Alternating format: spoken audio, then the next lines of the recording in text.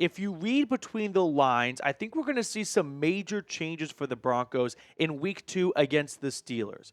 And I'll show you what I'm talking about in just a moment. But I do want to begin the video by saying thank you to everyone who subscribed to the channel. We reached 25,000 subscribers.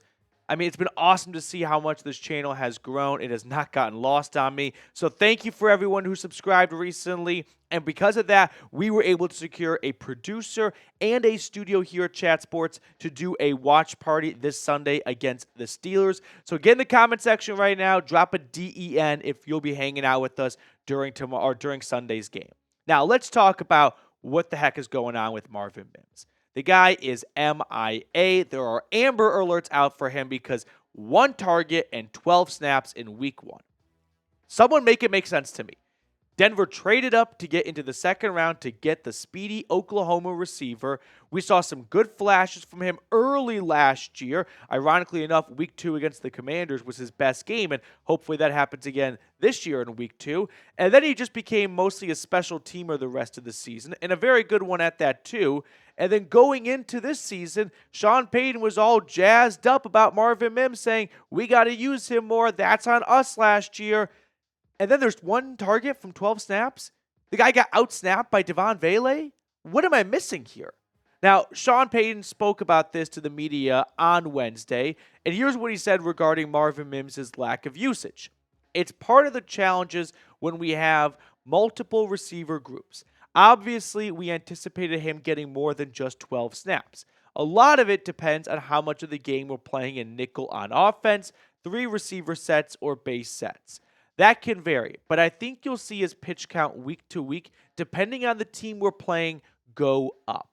Now, I am relieved to hear that there is a plan to see an uptick for Marvin Mims' usage because he just can't be that bad of a player where you can only get him on the field for 12 snaps. So my question is, did the game just kind of get away from Marvin Mims and the Broncos really wanted to commit to the run, which the answer is no. Bo Nix threw the ball 42 times, and Javonte Williams got 8 carries, and they feel like, well, we want to run the football, and Mims is not one of our better run-blocking receivers, and I don't think your average fan realizes how important of a asset and a strength that is. If your receiver can't block and all he does is run straight, well, every time he steps on the field, the opposing defense has a pretty good idea as to what is coming to them. So is that the issue, that the Broncos just don't really trust Mims as a receiver? Or did the game just kind of get away from him? I'm still waiting for an answer. But getting outsnapped by a guy who's on your practice squad and a 7th-round draft pick, to me, those are examples of actions speak louder than words. So I'm willing to just chalk this up to the game got away from Sean Payton, and they look back and they go, that's just a mistake on our end as a coaching staff for not getting our better players on the field more, and they'll correct that mistake moving into week 2. I'm somewhat blindly hoping that's the result, because if the answer is, no, Marvin Mims is just not a good receiver, well, then that really sucks. That's your 2nd-round draft pick, right? That's a 2nd-round draft pick in a stretch where you didn't have a 1st-round draft pick, and you didn't have much going on in the day 2 portion of the draft without a Von Miller trade saving you. So I'm choosing to buy in for Marvin Mims this week, somewhat because of week 2 last year against the Commanders. He was awesome, so maybe he's just a week 2 prince. But here are 3 reasons why I am buying in and why we will hopefully see some major changes in week 2. 1, the Broncos receivers are banged up. Look at the week 2 injury report to start the week. Josh Reynolds did not practice. Devon Vele did not practice. I mean, 2 out of your top 3 leading receivers. And Devon Vele putting up stupid numbers for a rookie in his first game. 8 receptions, was it? Like, 8 receptions for a rookie in their NFL debut is pretty rare. For a guy who got picked in round 7 of the draft, that makes it even more rare. So for the Broncos to start the week off with receiver 2 and receiver 3 from week 1 not practicing, that clearly does not put them on a great path to be available for week 2. Still have a long week to go, so hopefully their practice status can improve and they can get on the field Thursday or Friday. But if they don't practice this week, it's unlikely they play on Sunday, which will just open up more snaps and then more opportunities for Marvin Mims. So that's one reason why I'm buying in, simply because of the opportunity in front of him if those two guys are either limited in the game or just simply unavailable for the game. Now, we're going to look at my next two reasons in just a second, but today's show was made possible thanks to Game Time. Game Time has a new feature called Game Time Picks that makes getting tickets to see your favorite teams play live even easier. Game Time Picks filters out the fluff to show you only incredible deals on great seats, so you don't have to waste time searching through thousands of tickets. One thing I really like about Game Time is you can get a view of your seat before you purchase your ticket. That way you don't show up and you realize you're sitting behind a pole or you're sitting way at the top of the nosebleeds. No, you know exactly what you're getting before you click purchase. So take the guesswork out of buying tickets with Game Time.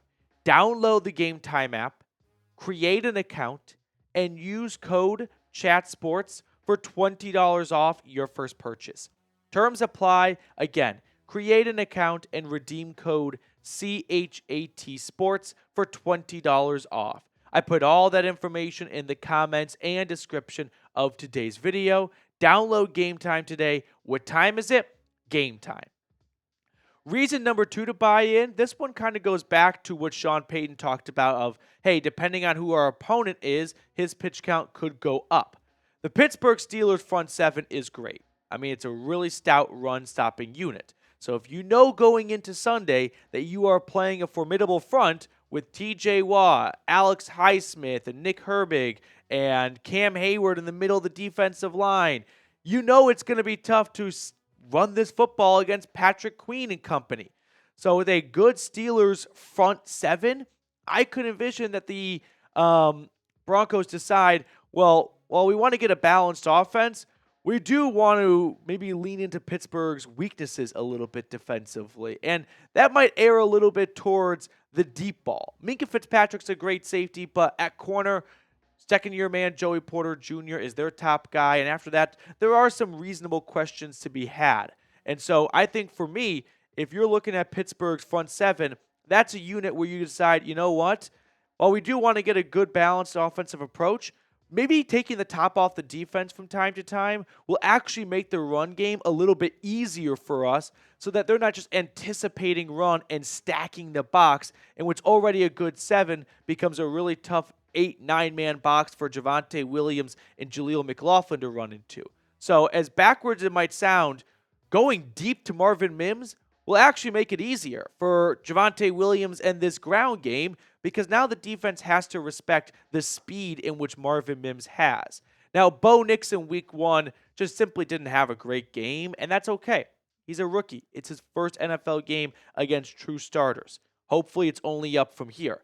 But if you look at his passing chart, that blue line is the line of scrimmage. A vast majority of his passes are either at the blue line, behind the blue line, or within about 5 yards of the blue line. Now, he doesn't have a whole lot of deep completions, but he did have a couple of cracks at it. So hopefully we'll see not just a more balanced offense between passing and running, but we'll also see a much more healthy distribution of the passing length for Bo Nix. And hopefully we get Marvin Mims going deep, taking the top off the defense, and then the next play or two of the next series, the Steelers go, well, we can't just send everyone up to the line of scrimmage to stop the run because we know they want to run the football. Marvin Mims is here, and if we let him go one-on-one with our corner, he's simply faster, and he's going to beat us to the marker. So with that, I think it's important to watch how Marvin Mims can impact this team through the ground and through the air against a good Steelers front seven. Reason number 3 to buy in, like Sean Payton said so. I mean, I like put the question mark because he said this before, and then we didn't get what we thought we'd get in week 1. I mean, let's go back in time to months ago, where he talked about Marvin Mims and his lack of usage as a rookie. He said, I said this and I'll say it again.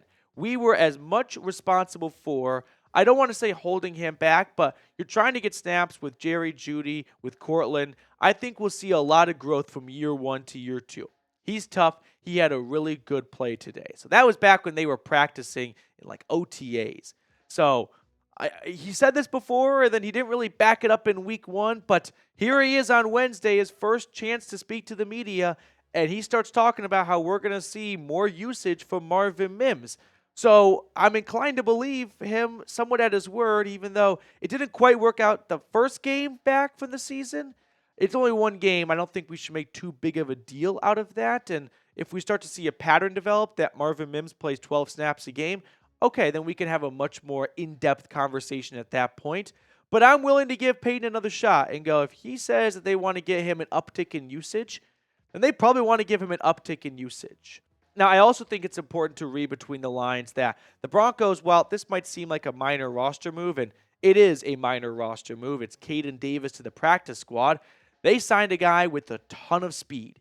And so I don't think it's a secret that with a couple of receivers banged up, Caden Davis was their selection to the practice squad, who, by the way, is a familiar name because he was a UDFA out of Northwest Missouri State back in 2022. Ultimately didn't make the roster. He's hopped around a few practice squads, the Broncos, the Cardinals. He was with the Lions during training camp, but he's a real speed demon.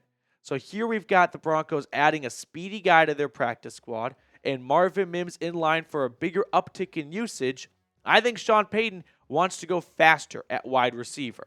I wish we saw more of that in week 1, but it's too late now. We can't go back in time. All we can do is correct it moving forward because the big body receivers are great at times, but if you've got 3 big body guys that don't move very quickly, the way the NFL is going right now, speed, speed, speed. And Marvin Mims, and Caden Davis, and even Troy Franklin. Like, you don't want to get a team with just track stars out there in pads because I'm not interested in that. I'm interested in football players who are fast, but we got to find some speedy guys at receiver. And Mims and Davis, they definitely check that box. So give me your predictions down below. Will Marvin Mims score a touchdown this week? I mean, last year, was it not week 2 last year against the Commanders where he had that big play, the big touchdown, and then the most deflating Hail Mary I've ever seen to Brandon Johnson? It was almost like too good to be true where we knew well, they're not going to get the 2-point conversion because I can't even believe they got that done. But let me know, yes or no in the comment section. And then before we let you guys get on out of here, with the watch party coming up this Sunday, you know I got to show some love to the Blue and Orange Club. Slap yourself. I don't give a buck. I don't give a duck. And John E., thank you guys so much for being such loyal and proud supporters of the channel. Send in a $100 super chat on Sunday if you'd like to join the club, and we'll give you shout outs all season long.